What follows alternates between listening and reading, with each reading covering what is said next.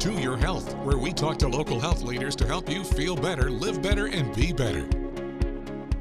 Hey everybody, welcome to Your Health. Well, today I'm joined by Aaron Wallander from Northern Advantage Insurance. Hi, Aaron. Good morning. Well, question that we wanted to get to. A lot of people are doing this. We're working past 65.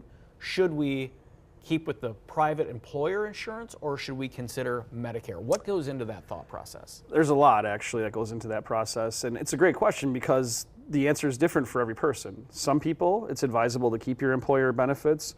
Other people, it's advisable to look at what you can get on the private market with Medicare.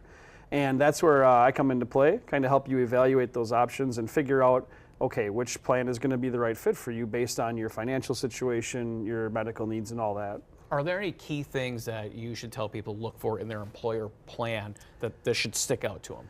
You know, the biggest thing I think we do is a cost analysis. How much is your employer plan costing you? You know, weekly or biweekly deductions from your paycheck, for example. What kind of deductibles do you have to meet? What's your maximum out-of-pocket exposure? And then we weigh that out against the private Medicare policies, for example. And then we kind of see, okay, based on your scenario, you should stick with what you have or maybe change directions. If somebody stays with the employer plan, do they still need to register for Medicare? It's a great question, and they do not. Medicare does have a provision where if you have creditable health insurance, you can delay your Medicare enrollment and not be penalized in the future if you choose to take it later on. Got it. So there's not that pressure to do that. Correct. All right. So what if I'm working at 65 for the employer, but it's in the middle of the year and I decide I don't want to work anymore. Yeah. Now I want to retire. Can you jump onto Medicare in the middle? Absolutely, and I get that scenario all the time. People are coming to me all throughout the year and they say, hey, you know, I'm retiring May 31st or whatever, and we can get Medicare started to coincide with the ending of that employer benefit.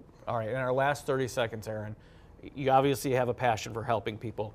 When people come to help you, there's no cost to them. Where does this come from? Why are we doing this? You know, I saw a need for people to get guidance on this topic because it is very confusing and it can be overwhelming to sift through all the options. You got phone calls, emails, spam texts, all this other stuff. I'm a local trusted source. I could be your Sherpa, if you will, up the mountain of Medicare. Yeah, and it just keeps getting more confusing every year, doesn't it? It does, and again, that's why I say find a trusted local person that you can go to, again, free of charge, and I'm always happy to help. That's kind of why wouldn't you, right? Absolutely, yeah. exactly. Right. Well, Aaron Wallander, Northern Advantage Insurance, thanks for being here and kind of clearing up all the confusion with Medicare. Absolutely. And we want to thank you for watching To Your Health.